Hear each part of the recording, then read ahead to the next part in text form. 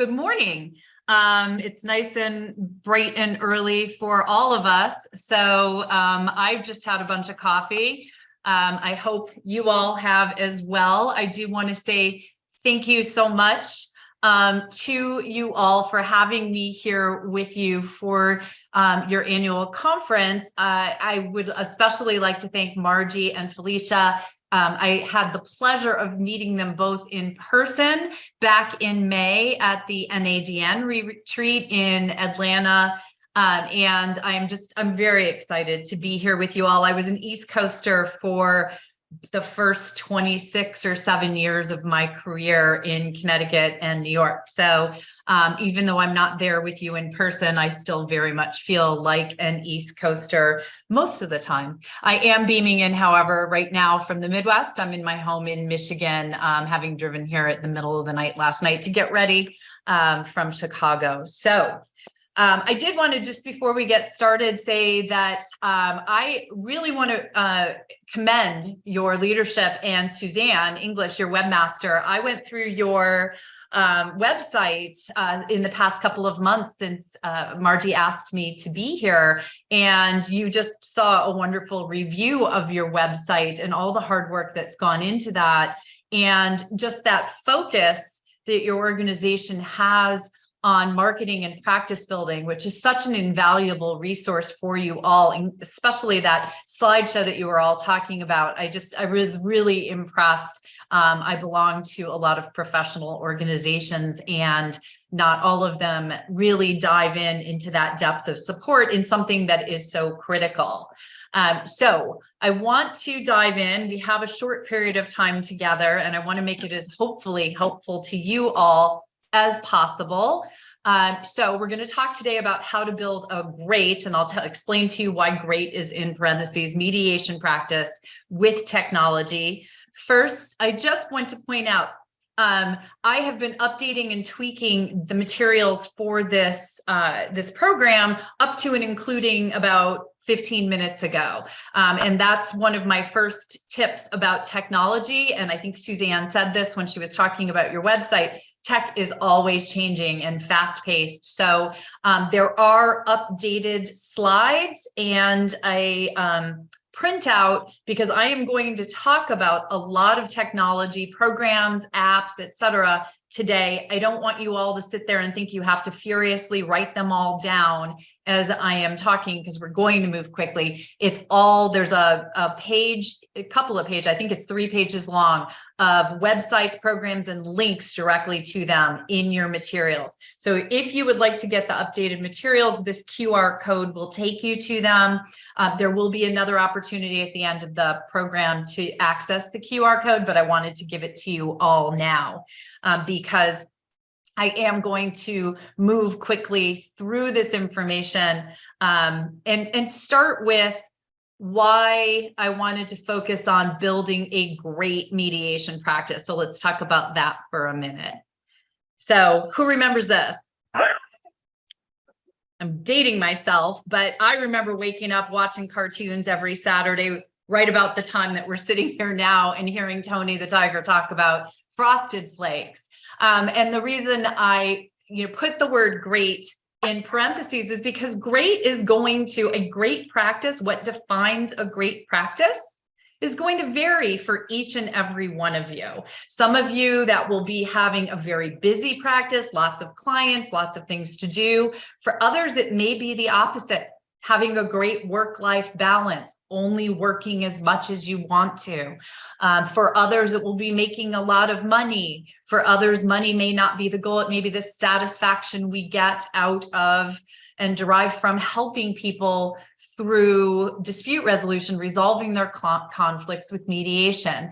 For some of us, it may be all those things or a combination. So whatever it means to you, the fact is, technology can help you make your practice better, can help you do what you do better, and help your client experience of the mediation process be better. And it's really a dual-sided coin, right? We do what we do and want what we do to be better and easier for us, but we also always have to remember we are a service-based profession providing services to clients. And so their experience is equally, if not maybe a little bit more important.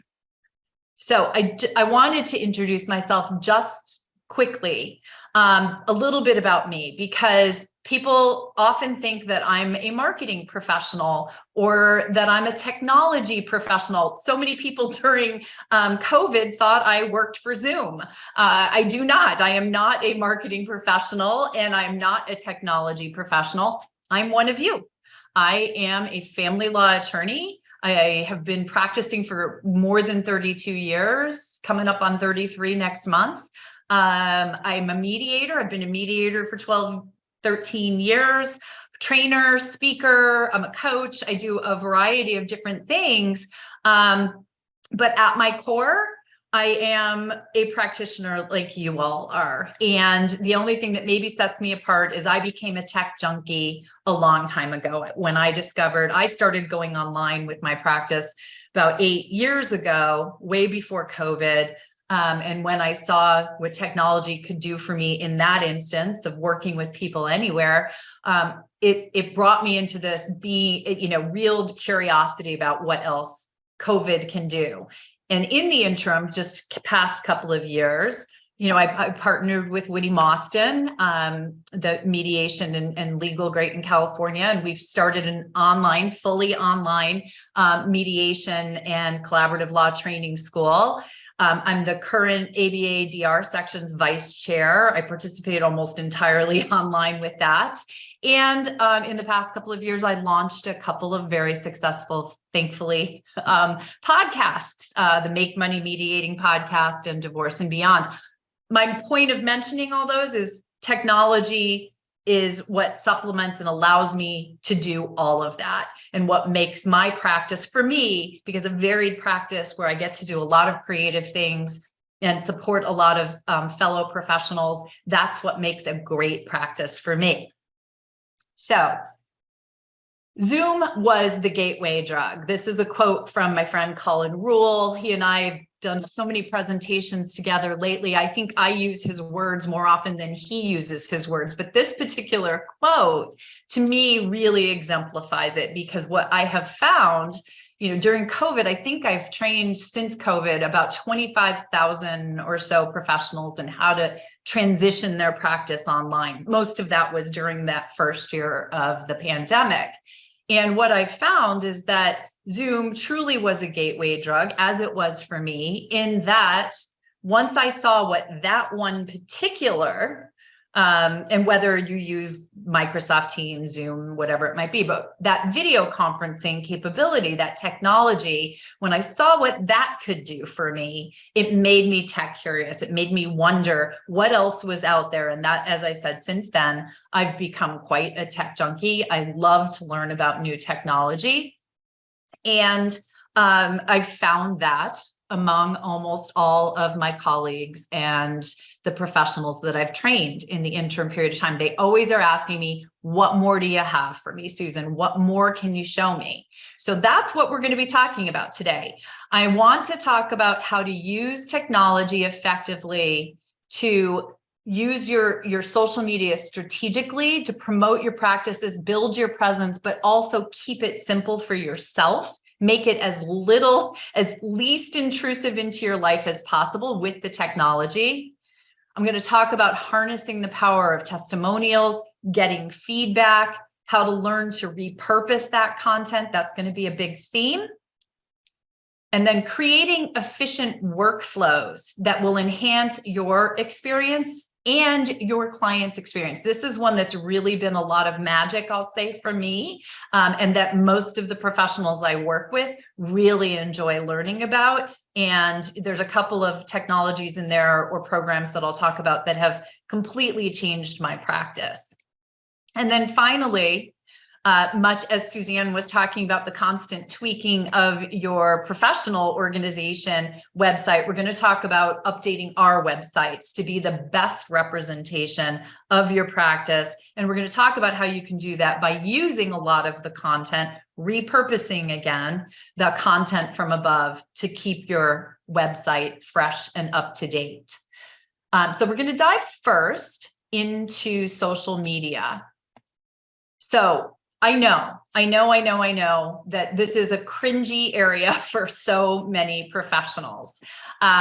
And I get that, because for me, it was a very difficult place. In fact, it was my stepdaughter, who at the time I think was 20, who had to teach me how to use most of social media. Now, for any of you who know me, you know that at least on 2 platforms, I'm on there almost every day. The reason is the why. Why should you be on social media?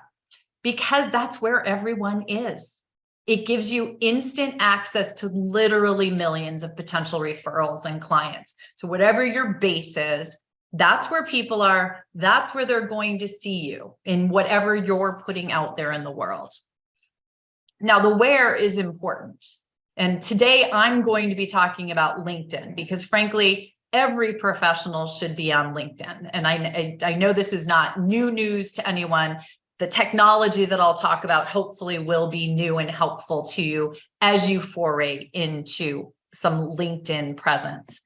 And the how, this is that technology, how you can use technology that's going to make the creating and posting easy for you, to eliminate all the work of it, the constant time sucking, that takes up your time, and so that your posts are relatively easy to do and you have the time to be social on your social media, because that's really where the magic happens, when you are interacting with other people. But you got to be on there and you need to let them know who you are so they'll interact with you. So LinkedIn, the why and the how. So quite simply, to a large degree, your referrals are out there. Your speaking opportunities are out there. The connections are out there. The total number of LinkedIn users is over 810 million. This is a number from just April of this year. It exploded. It was already large, but it exploded during the pandemic. And in the US alone, it's 185 million, 213 plus million in Europe. And it's effective.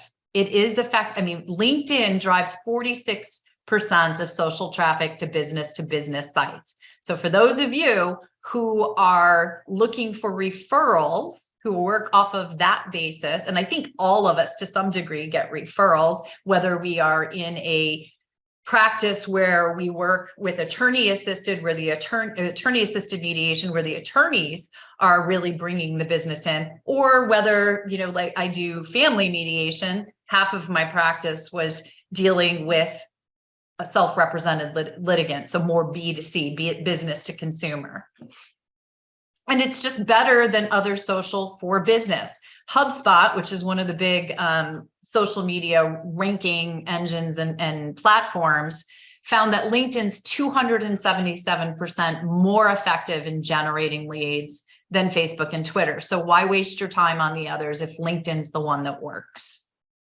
And I won't talk about anything more about Facebook or Twitter with what's going on in the world today with Elon Musk, but LinkedIn is the place for professionals. And it's easy. It's easy, and that's the technology that we're going to talk about today. It can take very little to create a post and get on there. So the other thing about LinkedIn is it has the tech for you. It is a built-in business card right there. You all can, if you have your phones with you, take out your phone right now and open up your LinkedIn app. And if you go up to the search bar at the top and just tap it, you will see on the far right side of the search bar of the search bar up at the top, it'll say search in there. And then over to the right, you'll see a little QR code. If you tap on that, it's going to bring up, just as mine is here on the screen, it's got my QR code. So for those of you who are in person at the conference, you can walk around showing each other, connecting with each other, following each other on LinkedIn, just by pulling up your QR code and taking a picture, well, using your camera. And most everyone these days knows how to do it. Who here during COVID has not had to access a menu in a restaurant by looking at a QR code? Everything is on a QR code today. So you have, with your LinkedIn profile, you already have this wonderful business card, essentially, an immediate way to connect. Now, this is better in many ways than a business card because it can be updated, right? You can go into your link, we print those cards, they're done forever. I have some cards that every time I move or something changes in my profession, I just throw them out. I've stopped having them printed, but you can update your LinkedIn profile in minutes. And then that information is what gets shared. You get to share a lot more information than you would be able to put on a business card. It can link to all of your websites very easily right through the phone. And it's instant information and communication through the LinkedIn messaging. So you can immediately be communicating with each other. Now, here's some resources and technology for you all. The first, I wanted to just point out Donna Serdula, a friend of mine. She's the author of LinkedIn Profile Optimization for Dummies, right? The Dummies books that tell us how to do everything. Well, she wrote this one, the bestseller, and she has a website called linkedin-makeover.com. You don't have to write it down. It's on that list in the materials I gave you all.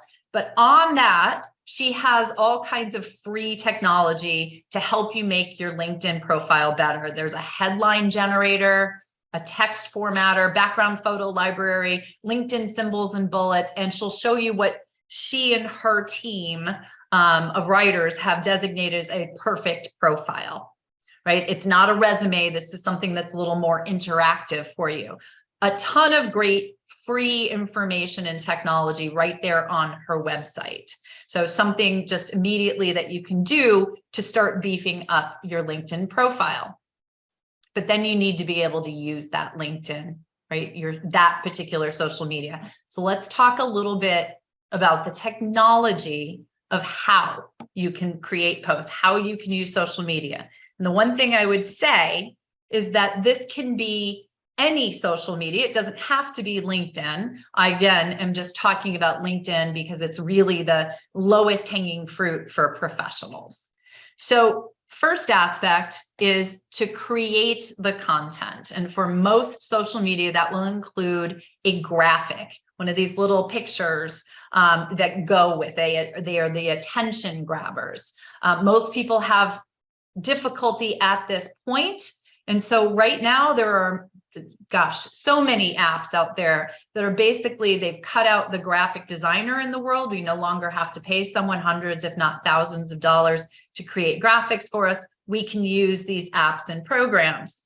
In fact, I do almost all of my content graphic creation, right down to these slides for this program, to flyers, to handouts, to all my social media graphics, logos, etc., right on Canva. Canva would be the first one. That's the one that I use most often, but another two of them that are actually even easier because they just sort of are what I call plug and chug.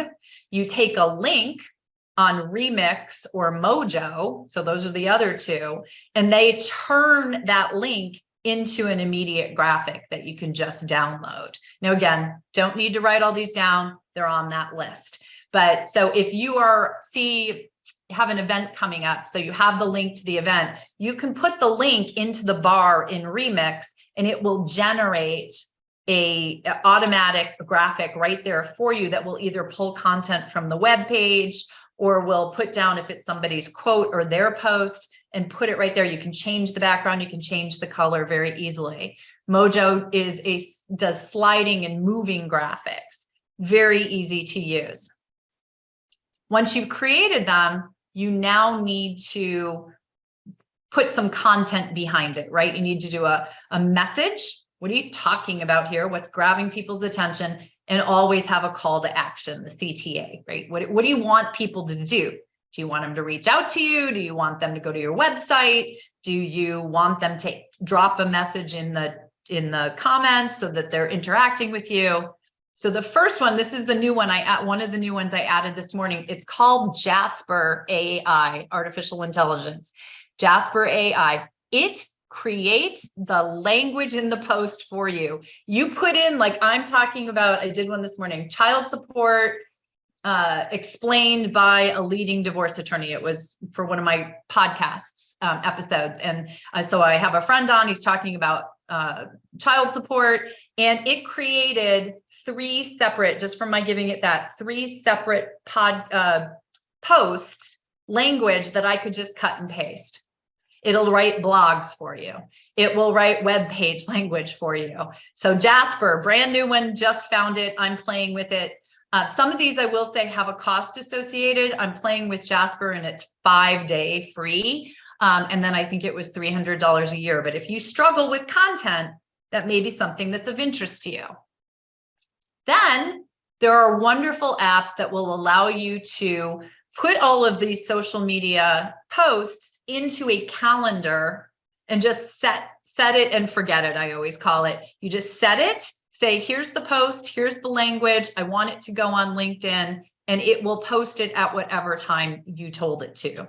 So you don't have to be constantly picking up your phone. You do it once, and you can use the same post over and over again in different ways. And that's number 3. You can repurpose your content.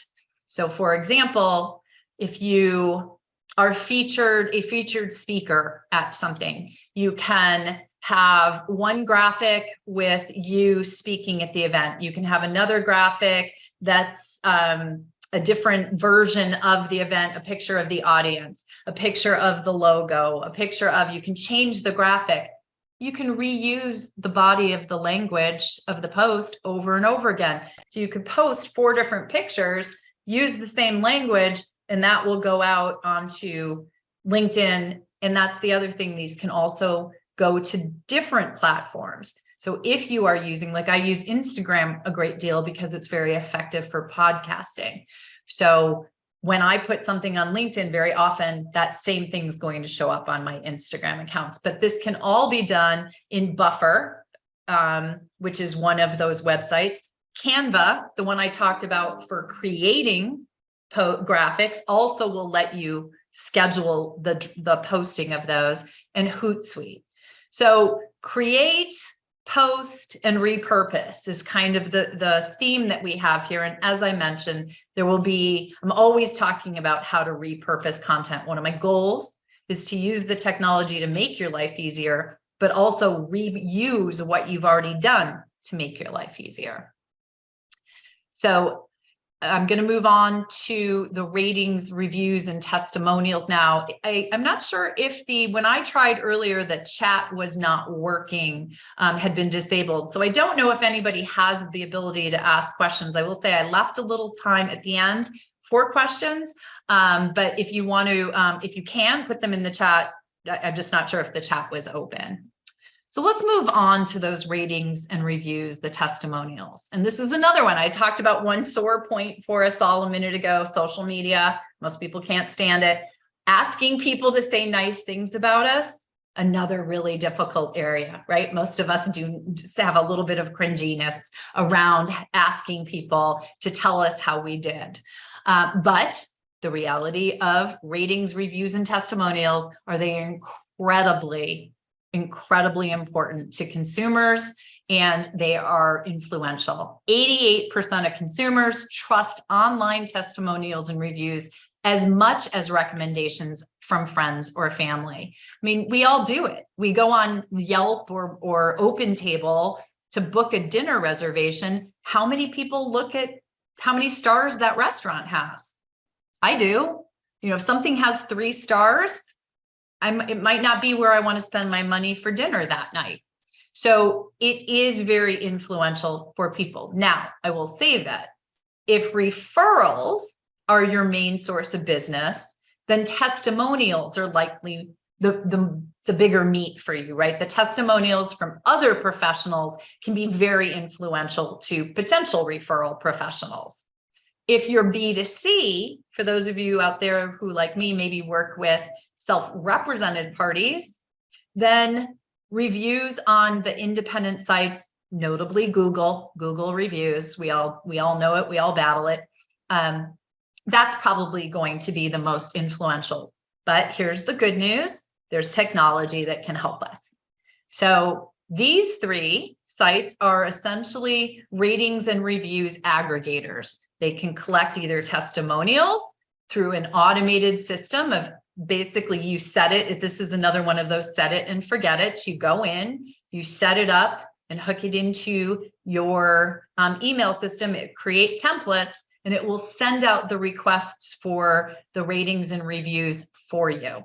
And it will follow up, and it provides all the links, and it makes life nice and easy for your potential, your former clients, the clients who are working with you.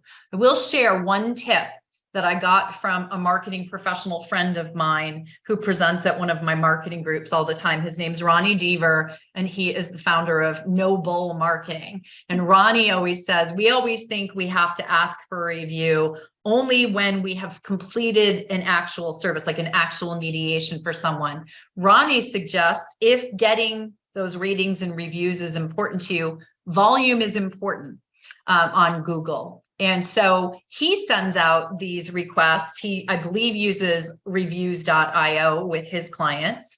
But he sends them out even after he does a consultation with somebody. He just is working with one of my coaching clients, and that coaching client in 1 month has gotten something like 54 new Google reviews by asking after consultations and sending it out to people who he had priorly had at a prior time done consultations for. So getting those reviews can be very important. If it's a sore point for you and it's just a lot of work, consider one of these apps or programs. If feedback, now feedback's a little bit different. Ratings and reviews are essentially did I do a good job? What could I do better? Feedback is more, it can go deeper, and feedback is really important for us. It's essential if you want to be the best that you can be. Yet most of us, I work with, professionals all the time, we just don't ask for feedback on how we did, on how our process was, on what the client experience of our mediation process was. Surveys can be the best way to do that. I've only put one down here. This is the one I use, SurveyMonkey.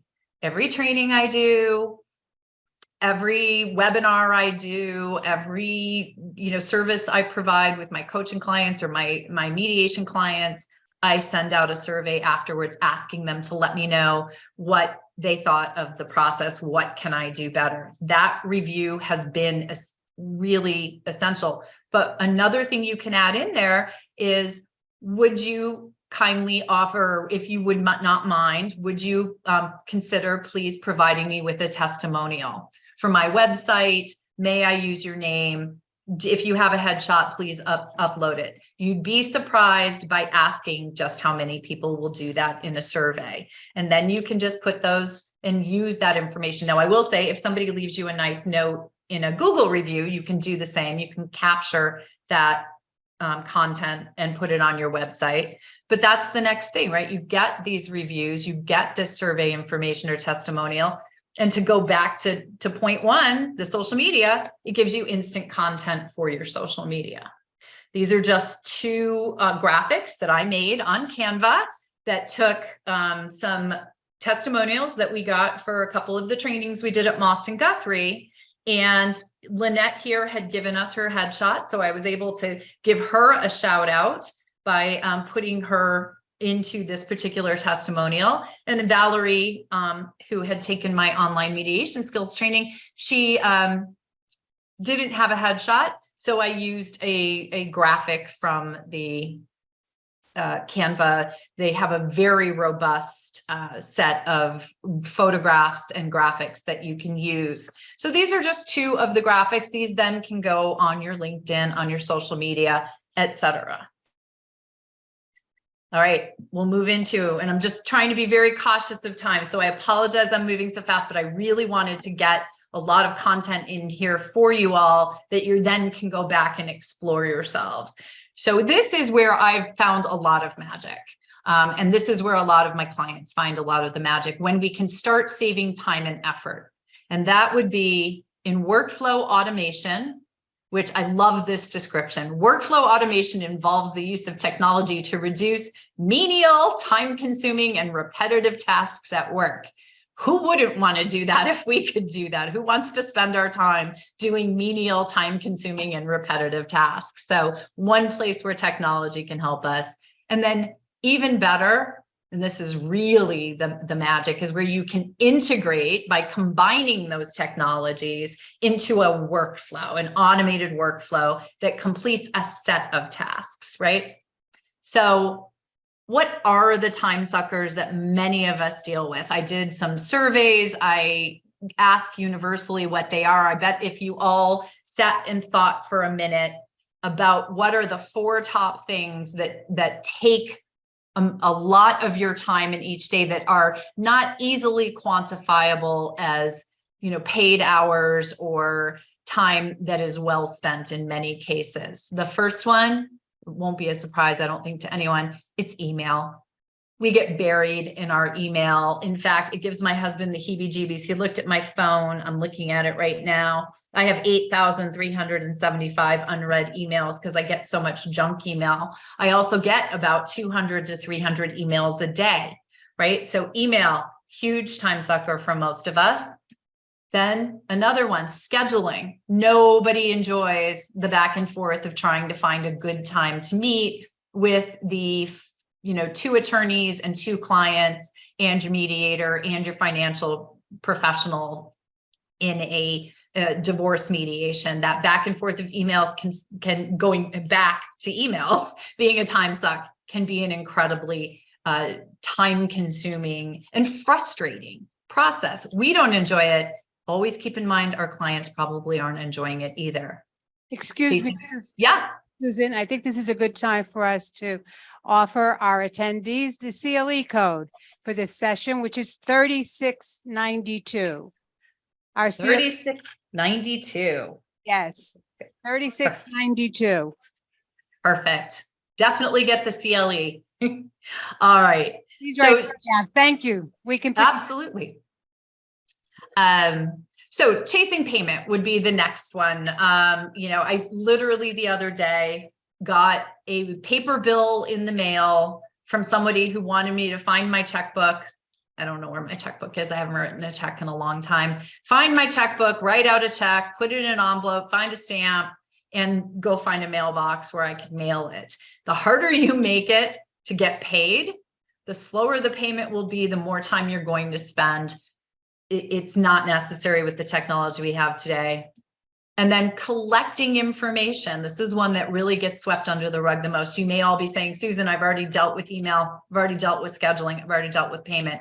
Collecting information is where a lot of people still rely on those, I'm going to send people some paper form or some email forms that they have to print out, take out a pen or pencil and write on, scan and email back to me. There's all kinds of problems with that in the security of the information that's being emailed, as well as the harder you make something to do, the less compliance you're going to get and the less client satisfaction you're going to get. So what can we do about this with technology? So there's a lot of tech that helps. First, with the emails, and this is it's like Dorothy with the Wizard of Oz. This is where you probably already have the power to help yourself and you just maybe don't know it. And I'll be honest with you, I didn't know this until about 6 months ago. But if you use Gmail or Outlook, the 2 most popular email platforms out there, the ability to create templates, automatic templates, and automations of automatically sending certain emails is built right into the platform. And in fact, I included on that form of links, on the page of links that I have in your materials, there's 2 great articles, one for those who use Gmail and one for those who use Outlook, on how easy it is to actually set those up. This is more of the set it and forget it. Which is, if for anyone who doesn't remember, just to date myself again, I kept saying that as I was going through this, and that turns out to be Ronco's infomercial for like some oven back when I was a kid. So now you've gotten Tony the Tiger and Ronco ovens. So you all know exactly how old I am. But so we have already the templates, the automations built right into our emails. The other quick tip I'll give you is something that we hardly ever think about. We use the automatic response when we go on vacation. Pretty much everybody will do an away message, right? Please reach out to my assistant, blah, blah, blah. I have been running into professionals lately who have an automatic response set up saying, you know, I receive a large number of emails in the day. It may take me up to 24 hours to respond to you. Here's some information that might be helpful to you in the interim. And then it has different categories. If you're looking for my calendar to see about scheduling something, here's the link to that. If you're wondering about some information on mediation and you're interested in divorce mediation, here's a link to my website on that subject. If you're looking for review counsel, here's a link to that. And you can put here's a video that tells you a little bit more of a link to a video. So you can use your scheduled response email as a way to provide value and help to those who are reaching out to you. And that has been remarkably effective for a lot of people. We also have calendaring, right? Getting people onto that schedule. And these are two Calendly's been around for a bit. Thrive is newer. I use Calendly, and if I had to pick one technology or program that has helped my practice the most in the past year, it's that I implemented Calendly about a year ago. It has just changed. I can now send out a link for any length of time meeting I want to send it out for. I can send out meetings that you'll see are integrated into workflows that have made my life easier. Calendly now has a way where you can schedule for more than one person. So for those of us all here who are mediators who need to be able to schedule with 2, 4, 6, 8 people, you have the ability to do polls right within as opposed to a doodle poll like many people were doing. Really, really helpful. And you'll see it in integration, even how more helpful that can be. That doesn't sound like that came out right, but you get my drift, I hope. So chasing payment. PayPal and Zelle, just two of the many options, but what these do are give people a portal where they can click a button. These create the invoices for you. QuickBooks does it, LawPay. I mean, there's a million different ways out there to do this, but checks, anything where someone cannot instant gratification, click and pay, the harder it is. You know, if you have to get someone's private credit card information over the phone, God forbid they're sending it to you in an email, those are not the ways to be handling it. I've been using PayPal for, I think, 15 years. It has not failed me yet. And then the forms. So these days, again, we do not have to send people forms they have to print out. We can easily, very, very easily, I promise you, create forms with programs. Google Forms, for those of you who are G Suite, Google Suite people, Google Forms is great. Even better than that, I love JotForm. I use JotForm for a variety of different uses, for my podcast guests, for people sending me information in advance of our first coaching session, for people giving me their marital history information, giving me financial information. This is another place where you do the work once, you set it, and then you forget it. Wrong co. So here's where this all comes together. And this is really, truly that if I could wave a magic wand here, it's going to happen. I want to show you one automation so that you can see how much easier your life can be with a workflow automation and technology. And always keep in mind how much easier things are for your clients when this is in place. So this is just an example. This is the page on the website about me, and it has a book a consultation with Susan. You can see that. I don't know how big it is on your screen, but it's book with Susan. So people go on that page, they want to book with me. First thing they do is click on that button, which will take them to a Calendly page, my calendar, that explains, so right in the body of it, it explains what a consultation consists of, how much time it will take and what's needed, and displays available times for them on my calendar that I've sort of set. I do consultations, say, on Tuesdays between 10 and 3. So it will display my available time on Tuesdays between 10 and 3 for this person. They pick a time, and it takes them right to PayPal to prepay the fee for the consultation or the strategy session or whatever it is that they're booking. So they, in that moment in time, I pay for it. Then it will take them back once the payment is completed to the confirmation page for that calendar booking. Thank you so much. Here's your confirmation email. They get an email receipt for the payment, and then they'll get another email with the Zoom link already set up with a calendar invite in the body of the email, and it will go directly onto my calendar, and they get a link to a JOT form so that I can gather their information before that consultation they've set up. And then through this same automation, they're going to get reminder emails from Calendly. Don't forget, in a week, you have a consultation with Susan. If you haven't already filled out the JOT form, here's the link again for you. Here's your Zoom link as a reminder. Susan's looking forward to seeing you. If you have any questions, reach out to her assistant, Suzanne, at this, right? And then at the end, it sends a thank you for meeting with me. I really enjoyed. And if you wouldn't mind, here's a place where you could leave a review. All of that is done, and I've done nothing.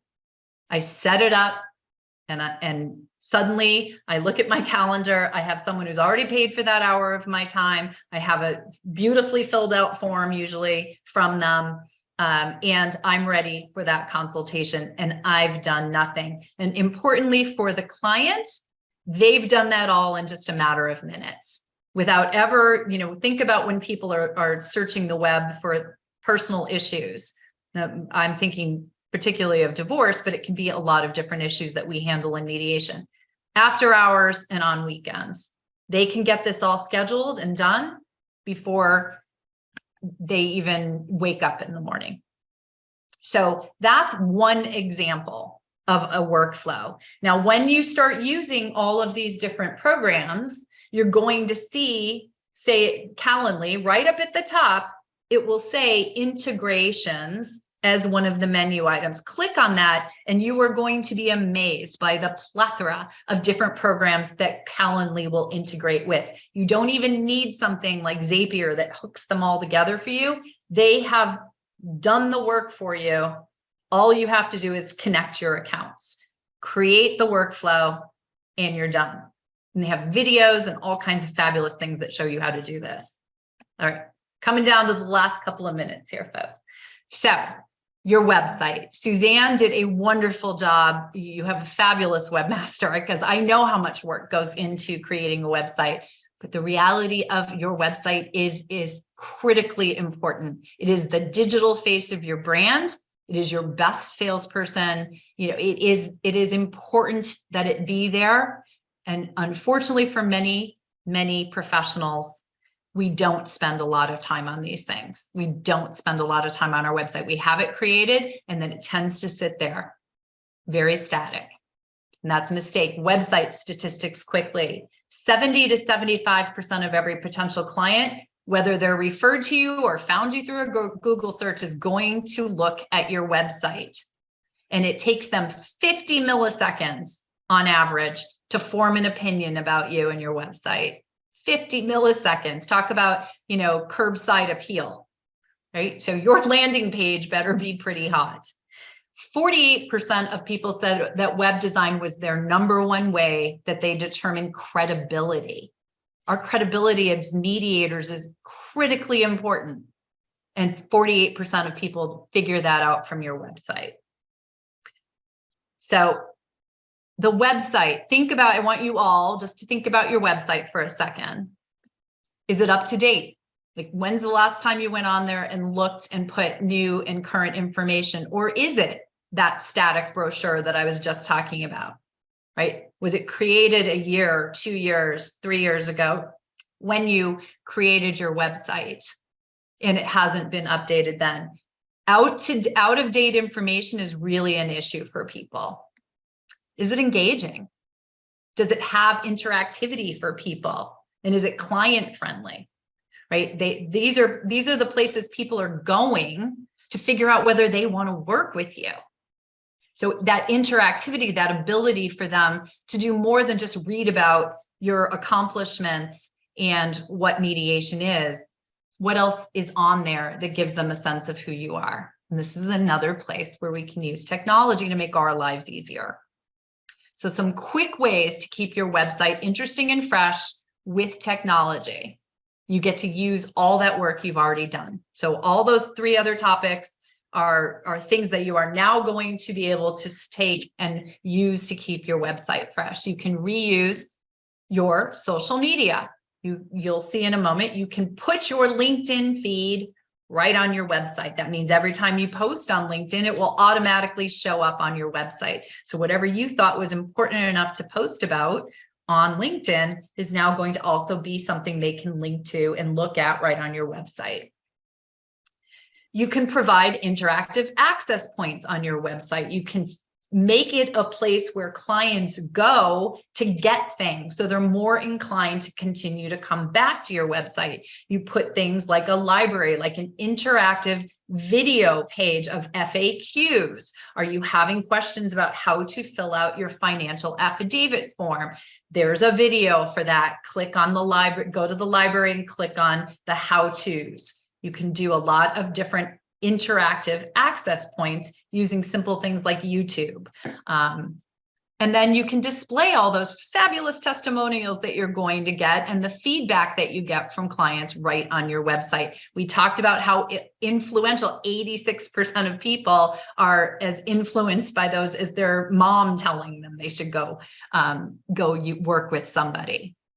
So quickly, adding your social media, you can see a picture here of our Most and Guthrie website. We have our LinkedIn feed on there, and you can see that as we post, those are the individual posts from LinkedIn. They're on the website every time, and it's a slider. So it's constantly moving through. So if there's one that's interesting to someone, they can click on it. It will take them right to the LinkedIn.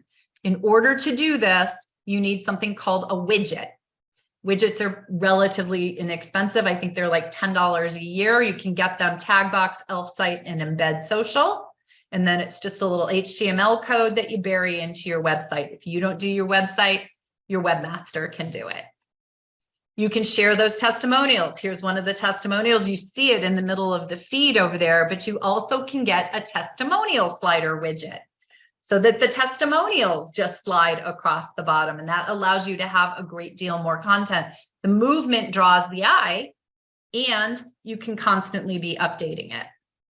And then you can take your automated workflows, all those things that we talked about, time suckers, and you can add them onto your website. You can put a payment portal.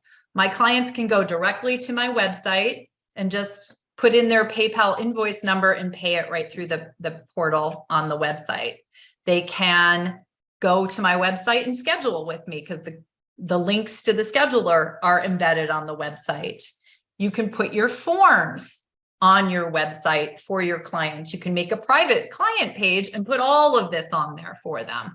There's a variety of different things that you can do to make it more interactive and always be constantly having it up to date. If you are someone who is putting the time in to post on social media, just think how that means if you're posting every other day, that means every other day there's one new thing of content on your website. Do always want to just end with the ethics of using technology in our practices, because we have a duty of competence and we have a duty to maintain a quality and fair process. These are from the ABA, AAA, CPR code. And I just always want to emphasize this includes any technology that you use. So as much as I want to talk about technology and I love technology, we have an obligation to be competent in those technologies, and our lack of competence can create or cause a problem with a quality and fair process. So just be sure that when you integrate new technologies, you do what you need to do to learn how to use them. And then question and answer. I know we don't have time for that. I apologize, I went over. I sincerely mean this. Please feel free to get in touch with me. I love answering questions for people. Here is my email. Here's my QR code. This will take you to a page that'll give you every possible way to get in touch with me. Please feel free. And here again is the material QR code. please grab the materials. In the materials are also ways to get in touch with me. But I hope this was helpful. I know it was very fast paced, but I really wanted to get that content out there, get your brains thinking about how technology can help you have that great practice, however it's defined by you. So thank you all so very much for having me. Thank you to the organization, Margie and Felicia and everybody. And I am looking forward to, I know the next speaker is my friend and colleague, Theo. I'm very much looking forward to seeing that and having been here with you all. Thank you.